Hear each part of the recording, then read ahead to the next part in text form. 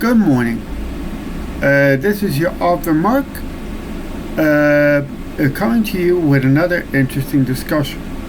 Now, we're going to call this video Question Everything, because there are several things that are happening in America right now and around the world as well. But there are things that are happening in America and around the world right now that it really makes you think of what's really going on. Because, first of all, what I want to talk about is the riots in LA right now. Now, question is, when did it become okay to riot to try to get your point across? When was it okay, especially by a bunch of illegal immigrants, to actually riot? Now, look, I know that immigration law is kind of a touchy subject in our society, but I have a question.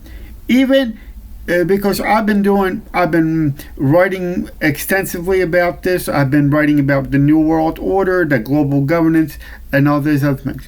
But what I'm coming to you is even a country like Mexico has immigration laws, and mind you, they do enforce their immigration laws, because you can even look this up yourself.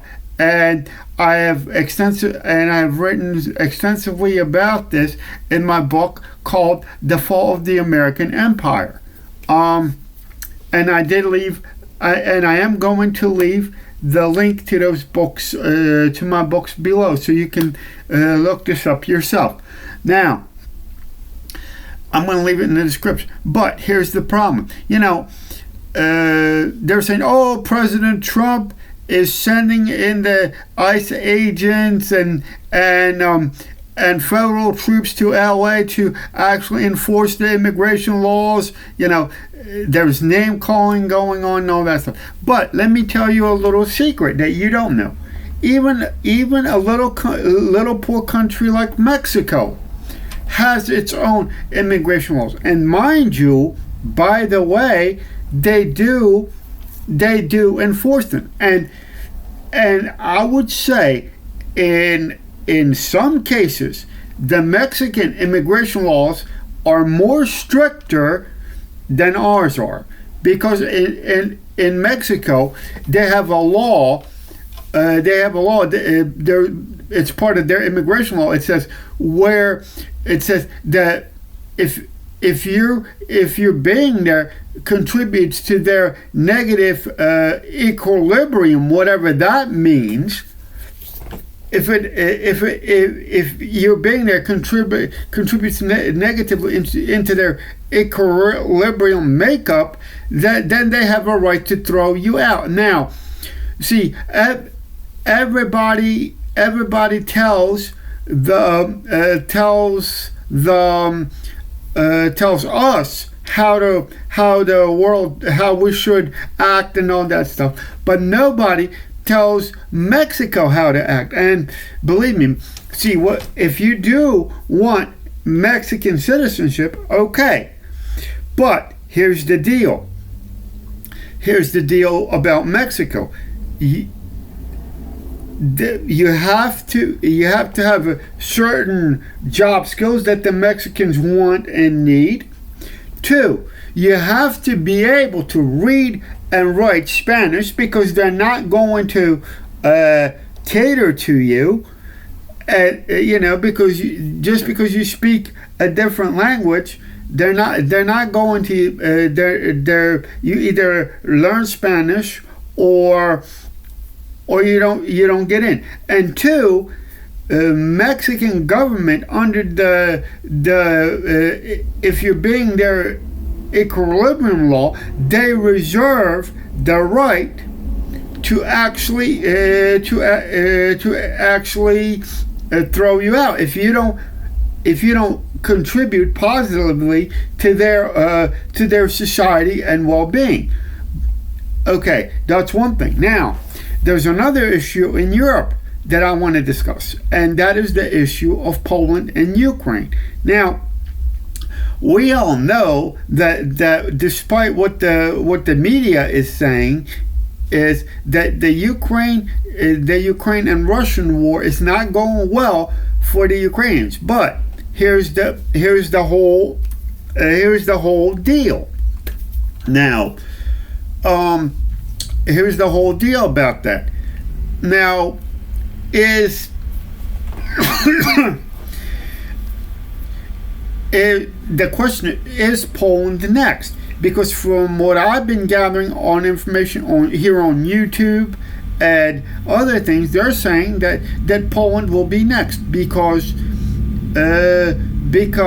although this Ukraine war will keep on going, and there's a big chance that that the Ukrainian war will spread, and it will spread into Poland. And the question is Poland ready to actually face this particular challenge?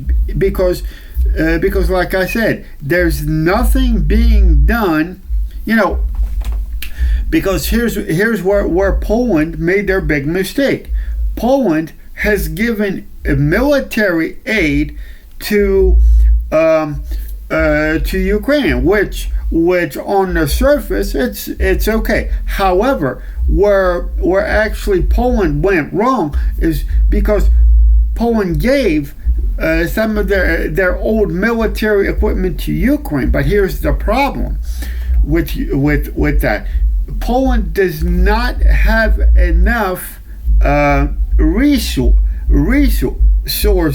to actually replace the equipment that it gave to Ukraine, because yes, Poland supposedly has they wanted to buy the Black Hawk helicopters.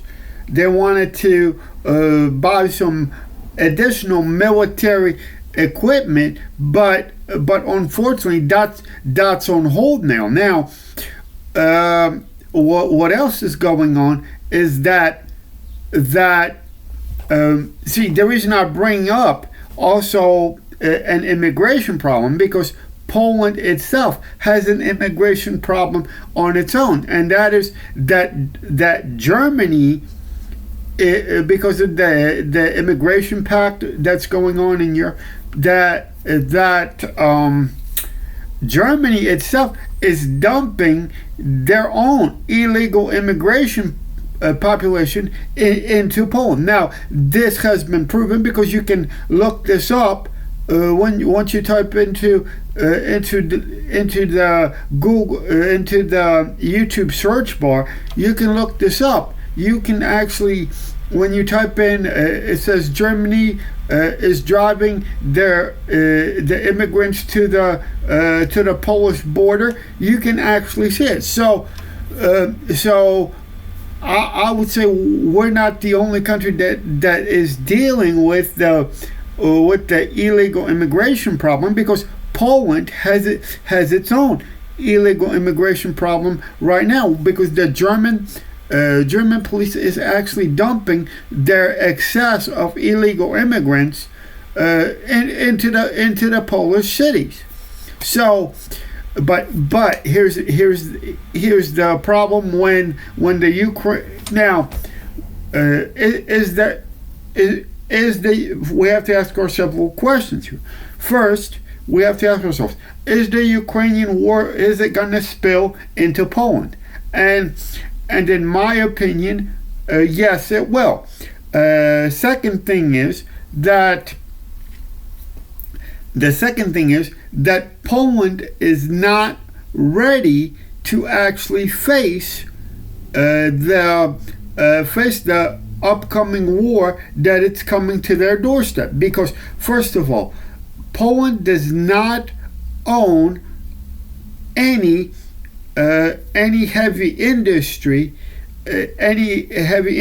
after they sold their, because they sold their aircraft manufacturing plant to Sikorsky Aircraft. So Poland is not in control in their own aviation industry. That's one.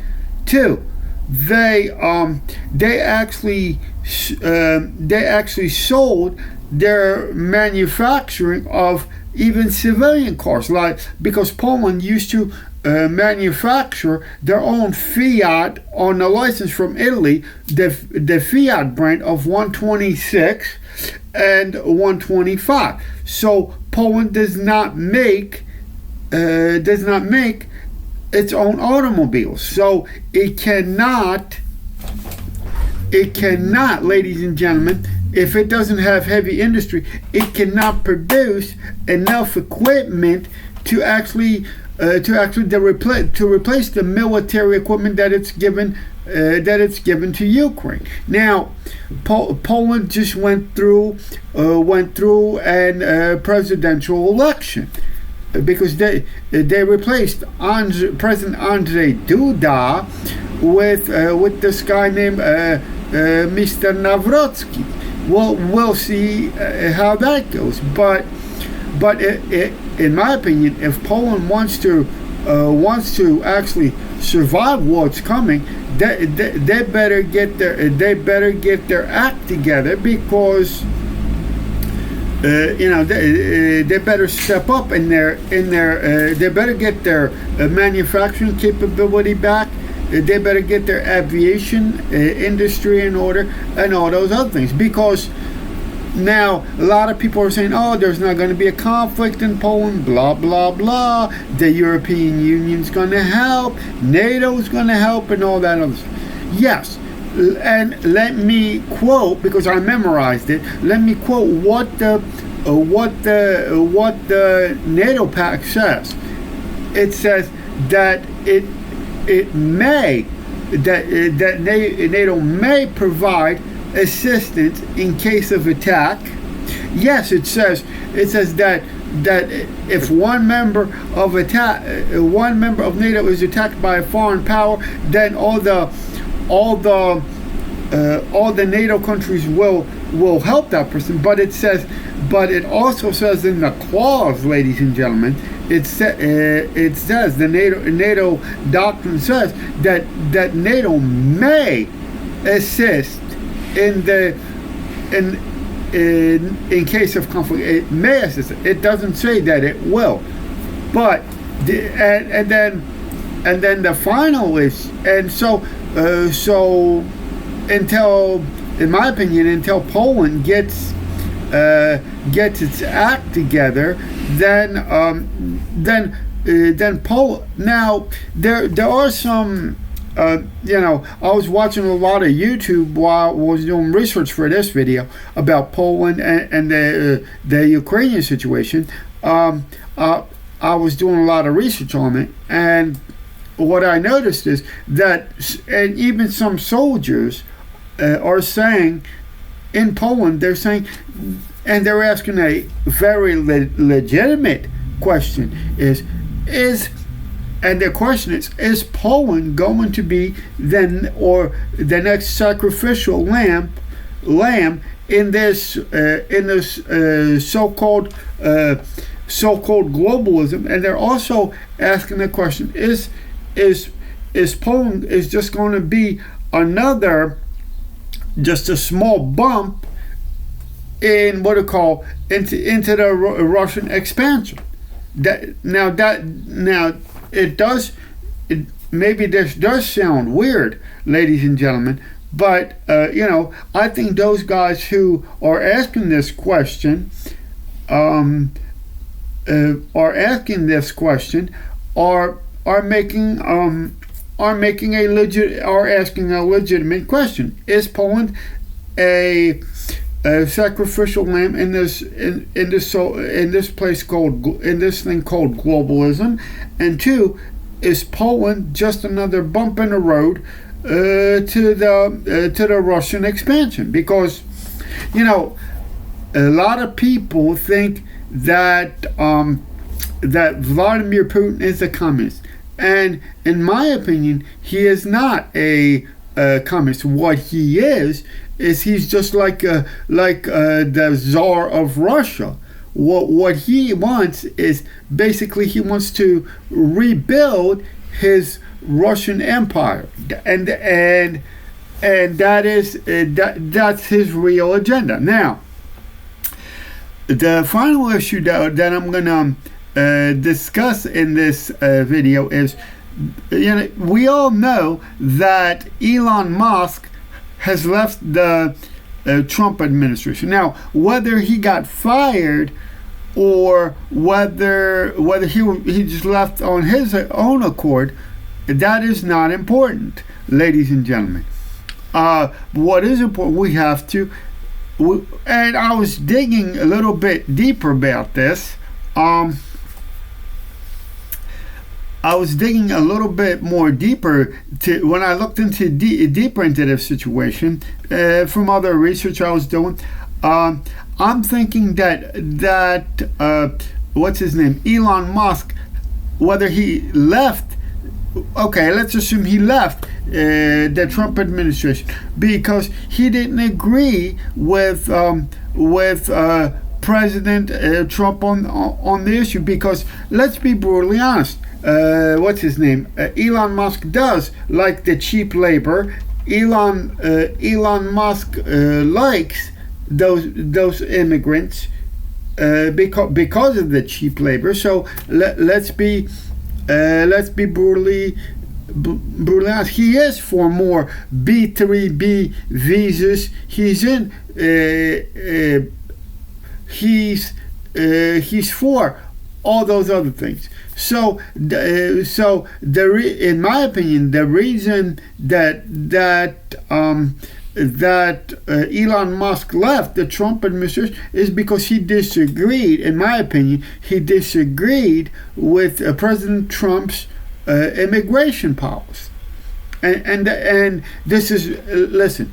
In my videos, I just give my opinion, ladies and gentlemen, on the issues that are happening in the news. So I'm gonna. By the way, I am going to leave all the things that I talked about in the description below. In the description below, I'm going to leave the link to my books. I'm going to leave the video from the Polish news sources, and those of you who speak Polish can have a closer look at what I'm talking about when it comes to Ukraine and all that. So I'm going to leave that in the description and everything else. So if you like this video, don't hesitate to subscribe to my channel. If you like this video, give me a thumbs up, leave a comment. You can reach out to me on Facebook, on Twitter, and on Instagram. So I'm going to say goodbye for now, and I will see you in my next podcast.